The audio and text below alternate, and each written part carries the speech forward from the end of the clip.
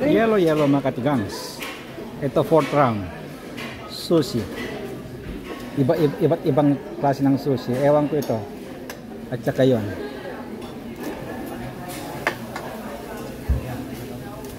Parang ano yan, parang ano galunggong yata yan eh. At saka ito tuna. Ewan mo, tuna ito eh. Ang pangalan lang ito eh. Pero yun, alam ko yun. Salmon yun.